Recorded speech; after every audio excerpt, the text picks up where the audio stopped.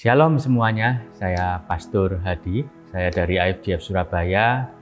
Pelayanan saya di IFGF Surabaya yaitu di pilar manajemen, di office, dan saya juga membantu di region juga. Dan hari ini saya akan sharing mengenai firman Tuhan. Dan saya pun juga dikaruniakan 2 orang anak, tentunya 1 orang istri ya, supaya kalian juga bisa mengenal saya pada hari ini. Dan juga saya mengucapkan thank you buat Pastor Henry yang sudah memberikan kesempatan kepada saya untuk melayani di IFGF Citylink Bandung. Terlebih dahulu sebelum kita mendengarkan firman Tuhan, mari kita berdoa. Bapa kami ada surga, saat ini ya Tuhan kami mau mendengar, mempersiapkan untuk mengerti akan firman-Mu. Biarlah Engkau sendiri yang berbicara pada hamba-Mu, pada setiap jemaat yang mendengarkan pada hari ini. Biarlah firman ini boleh menjadi kekuatan bagi kami, boleh membuat kami berakar, bertumbuh, dan berbuah di dalam Engkau. Di dalam nama Tuhan Yesus, semua yang percaya katakan amin. Siapa yang pada awal tahun ini yang harus punya semangat yang baru? Saya percaya awal yang baru adalah kita mulai membangun sebuah semangat yang baru, dan Tuhan pun saya percaya akan menyertai kita semua. Ada hal-hal yang terjadi di tahun 2021 dan kita mau berusaha lebih baik lagi di tahun 2022 ini. Saya mau ajak juga dari kita semua, kalau kita ada menulis sebuah New Year resolusi, yaitu resolusi tahun baru untuk tahun 2022. Tuliskan semua itu. Apa yang menjadi kerinduan kita di dalam kita mau bekerja, dalam pekerjaan kita, dalam kuliah kita, sekolah kita, dalam relationship kita, keluarga kita. Apa yang menjadi kerinduan kita, komitmen kita. Apakah kita mau renungan, saat teduh di dalam Tuhan secara rutin. Tuliskan semua itu, target-target, keinginan kita, dan kita akan doakan, terus doakan dan kerjakan. Saya percaya kata Immanuel, God is with us, Allah itu menyertai kita semua di sepanjang musim kehidupan kita. Di awal tahun ini juga banyak beredar berita-berita, bahkan pandemi juga masih belum selesai. Tapi saya percaya berita yang mengkhawatirkan, membuat kita cemas, kembalilah kepada Tuhan. Karena hanya Tuhan sendirilah yang memberi kepastian dalam kehidupan kita. Judul khotbah saya hari ini adalah First Thing First. Seperti tema global, yaitu Alive in Clarity. Ada hal-hal yang sangat penting di awal, first thing first di awal, yang harus kita secara jelas mengerti. Apakah itu, saudara? Mari kita belajar ya. Hari ini kita akan belajar di kitab 1 Korintus pasal 1 ayat 1 sampai 3 dan 4. Saya tahu di pasal ini sebuah pasal yang singkat, tapi pasal yang bagi kita semua Tuhan tahu ada sesuatu yang sangat penting di awal pembukaan tahun 2022 ini. Yaitu kalau kita baca ya di 1 Korintus 1 ayat 1 sampai 3, itu perikopnya adalah salam. Tapi ada sesuatu yang sangat penting di salam Paulus. Seperti saya tadi memperkenalkan diri saya supaya saudara juga tahu, dan salam ini sangat penting. Kita belajar seorang rasul Paulus menuliskan sesuatu untuk jemaat di Korintus. Paulus adalah seorang rasul yang sangat terkenal di Perjanjian Baru. Beliau itu menulis 13 kitab di Perjanjian Baru. Bahkan untuk jemaat di Korintus pada waktu itu, yaitu jemaat yang pada waktu itu golongan terpelajar. Bahkan kota Korintus adalah kota yang strategis, metropolitan, tetapi banyak terjadi permasalahan di kota tersebut. Bahkan masalah hawa nafsu, percabulan, golongan ABCD, perpecahan dalam kelompok, bahkan juga ada masalah ibadah, masalah pernikahan, masalah apalagi? Masalah hikmat, menentukan mana yang baik, yang benar, mana yang salah. Bahkan masalah makanan pun dipermasalahkan. Bahkan masalah juga ada satu hal yang menarik, masalah memberi itu pun dipermasalahkan. Banyak permasalahan di Korintus pada waktu itu. Bahkan masalahnya nggak ringan-ringan tapi berat. Saya percaya permasalahan memang selalu kita pernah alami ya dari kita semua. Tapi saya percaya firman Tuhan itu yang akan selalu menguatkan kita. Bahkan di awal penulisan si Rasul Paulus ini menuliskan di ayat 1-3 ada beberapa kali ditulis kata Tuhan. Ayat 4-11 ada beberapa kali juga ditulis kata Tuhan. Kalau tulisan kata Tuhan, Yesus Kristus, Bapa, ditulis berulang kali, berarti ada sesuatu yang sangat penting di awal penulisan Paulus. Tentunya di awal penulisan Paulus, kita kalau baca ya, di ayat 1 dikatakan begini, dari Paulus yang oleh kehendak Allah dipanggil menjadi Rasul Kristus Yesus, dan dari Sostenes saudara kita. Ayat pertama ini menarik saudara, sebuah perikop yang ditulis adalah salam, greetings dari Paulus. Tapi kalau kita mau mengekspos, mau meneliti dari ayat ini, sesuatu yang sangat penting kita biasanya tulis di awal. Sesuatu yang sangat penting biasanya kita tulis berulang kali. Paulus menulis berulang kali, Paulus menulis sebuah identitas di awal, yaitu dia katakan oleh kehendak Allah dipanggil menjadi Rasul Kristus Yesus. First thing first yang Tuhan mau bawa pada hari ini adalah mengenai identitas. Kita belajar dari seorang Rasul Paulus, dia menjelaskan di awal penulisannya, aku loh adalah Rasul Kristus Yesus. Berarti dia ini utusan Kristus Yesus. Berarti dia ini menunjukkan dirinya kalau dia akan menyelesaikan setiap solusi yang ada dengan apa yang seperti Kristus ajarkan maupun inginkan. Bahkan di awal penulisan ini, dia katakan oleh kehendak Allah. Berarti oleh Allah sendiri, bukan karena inisiatif Paulus, tetapi oleh kehendak Allah sendiri, dia menuliskan sesuatu yang sangat penting untuk jemaat Korintus maupun untuk jemaat di Citylink Bandung pada hari ini. Dan tentunya identitas ini sangat penting. Identitas ini juga mencerminkan bagaimana cara kita hidup, bagaimana cara kita memandang orang lain, bagaimana kita melihat setiap permasalahan yang terjadi. Apakah kita itu melihat seperti apa yang seperti Yesus inginkan dengan perspektif dari Tuhan atau dengan kacamata kita? Tuhan mengajarkan hari ini, di saat kita membawa identitas itu, ada sebuah tanggung jawab. Bukan cuma sebuah tanggung jawab, tapi ada sebuah cara hidup yang harus kita punyai sebagai seorang milik Kristus. Seperti Paulus, dia berani mengutarakan, menulis siapa dirinya. Karena dia tahu, di saat dia menerima Kristus, dia menerima sebuah identitas. Dan dia berani mengatakan identitasnya secara jelas. Berarti Paulus berani melakukan seperti apa yang Kristus inginkan dalam kehidupannya. Dan kita juga melihat ya, dengan identitas yang baru ada sebuah tanggung jawab yang baru dalam kehidupan Paulus. Di saat dia sebelum menerima identitas itu, dia adalah Saulus yang penuh kebencian, yang suka mengejar-mengejar, bahkan membunuh pengikut Kristus. Tetapi di saat Paulus berjumpa dengan Kristus, ada sebuah perubahan dalam hidupnya.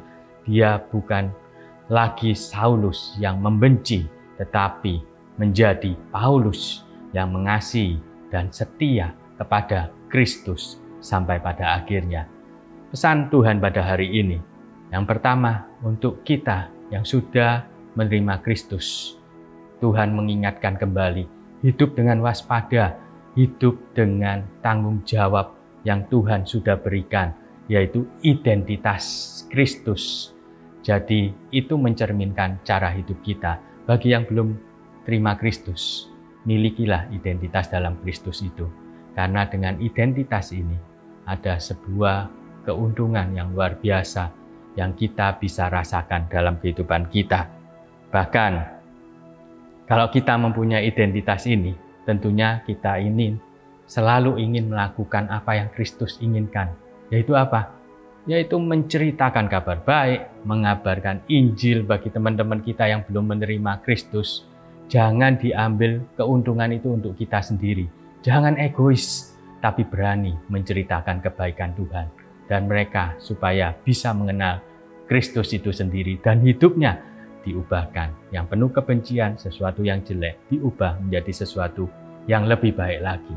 Bahkan di saat kita mempunyai identitas itu, kita sadar sewaktu kita melayani Tuhan, jangan melayani separuh-separuh. Jangan melayani karena rutinitas. Di saat kita bawa identitas itu, kita tahu kita ini melayani karena kita mempunyai sebuah tanggung jawab kepada Kristus sendiri. Dan yang kedua, di saat kita mempunyai identitas, Tuhan itu menyertakan yang namanya pengudusan. Dalam bahasa ininya, ya, saya katakan sanctification. Di saat kita menjadi milik Kristus, Tuhan tahu kok, sebagai seorang manusia, kita nggak akan mampu hidup dalam 100% kekudusan. Kadang kita bisa melakukan kesalahan, membuat keputusan yang salah. Makanya di ayat 2 dikatakan begini, kepada jemaat Allah ini ya, di Korintus, di IFGF Bandung Citylink, dikuduskan dalam Kristus Yesus, dikuduskan. Dan yang dipanggil menjadi orang-orang kudus dengan semua orang di segala tempat yang berseru kepada nama Tuhan kita Yesus Kristus, yaitu Tuhan mereka dan Tuhan kita, Tuhan saudara dan Tuhan saya. Kita ini dikuduskan dalam Kristus Yesus. Saat kita memiliki identitas yang baru, kita ini juga menerima pengudusan, sanctification di dalam Kristus Yesus. Luar biasa enggak?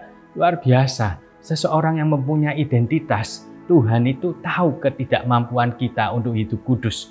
Karena itu Tuhan berikan pengudusan, yaitu sanctification.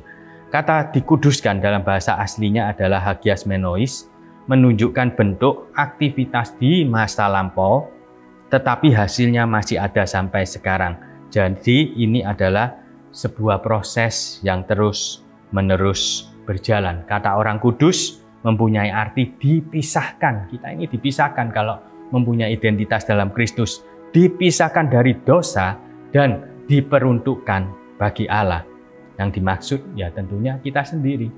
Luar biasa kan? Di saat kita menerima identitas, Tuhan menyertai dengan pengudusan.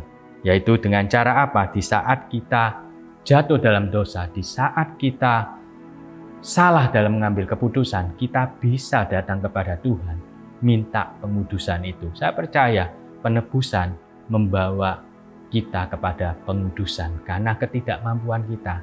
Tapi Tuhan, di saat kita datang kepada Tuhan, Tuhan itu mengampuni setiap dosa kita. Dan di saat kita mengaku dosa kita, bertobat dari kesalahan kita, maka Tuhan yang penuh kasih itu mengampuni. Seperti 1 Yohanes 1 ayat 9 dikatakan, jika kita mengaku dosa kita, maka Ia adalah setia dan adil, sehingga Ia akan mengampuni segala dosa kita dan menyucikan kita dari apa? Dari segala kejahatan. Penebusan membawa kepada pengudusan. Identitas Kristus di dalam kita membawa kepada sanctification. Saya percaya di saat kita jatuh, di saat kita mengalami hal-hal yang gak enak, di saat kita melakukan kesalahan, datang kepada Tuhan, minta ampun kepada Tuhan, mengaku dari setiap dosa kita, maka Tuhan itu mengampuni. Seperti Daud, seorang raja, waktu ditegur sama Nathan, dia mengaku dosanya dan Tuhan mengampuni Daud. Seorang raja punya kedudukan, gak gengsi untuk mengakui kesalahannya. Saya ada sebuah cerita dari pelayanan kita ya, yang di region, yaitu di NTT, Nusa Tenggara Timur, di IFGF Indi oleh Pastor Urbanus gembalanya pada waktu itu, dan kebetulan ada pelayanan pos PI di sekitar hutan ya, sekitar daerah terpencil yang namanya Kakor di Kabupaten Manggarai. Dan saya percaya waktu itu Pastor Urbanus melayani dengan sepenuh hati. Nah, tetapi suatu hari dia menelpon ke saya dan mengatakan kalau dia terlibat dengan sebuah kecelakaan yang mengakibatkan satu orang anak kecil laki-laki umur 7 tahun meninggal dunia. Bahkan di saat dia menelpon, dia menangis, dia takut, dia khawatir, dan titip keluarganya, anaknya, karena takut dipenjara. Dan memang Pastor Urbanus dipenjara, tapi pada saat itu banyak golongan yang bermunculan, seperti masalah di Korintus itu. Ada banyak golongan, demikian juga yang terjadi dalam kehidupan kita. Banyak pandangan. Pandangan A mengatakan, cepat selesaikan, cepat, ya setidaknya kita langsung ganti rugi. Hal-hal yang seperti itu apakah benar di hadapan Tuhan? Apakah seperti keinginan Kristus? Tentunya enggak ya, kita enggak pilih option A. Dan ada golongan yang kedua, ayo kita berdoa, kita doakan, oke kita doakan bersama-sama. Bahkan hari ini adalah doa puasa juga, kita berdoa dan berpuasa untuk sesuatu yang terjadi dalam pergumulan hidup kita. Dan yang ketiga, ada golongan lain lagi yang mengatakan, ganti aja pendetanya, kan Pastor Urbanus pasti dipenjara, kita ganti dengan pendeta yang baru. Bayangkan, jahat nggak? Cari pendeta itu susah, cari hamba Tuhan itu yang benar-benar itu susah. Tapi dengan semudahnya mereka punya pandangan seperti itu. Dan banyak pandangan yang lainnya juga, bahkan ada di medsos dan lain sebagainya. Saya percaya di saat Pastor Urbanus mengalaminya, dia pun juga nggak mau ya mengalami kecelakaan itu. Tapi singkat cerita, Pastor Urbanus memang dipenjara, Pastor Urbanus memang ditahan. Tetapi di akhir cerita, Pastor Urbanus dilepaskan dan polisi memuji tindakan Pastor Urbanus. Kenapa? Kenapa bisa terjadi seperti itu?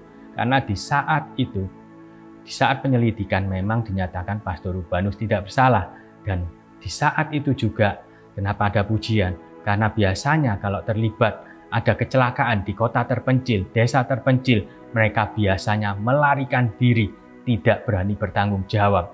Tetapi apa yang dilakukan Pastor Urbanus? Dia tahu identitasnya.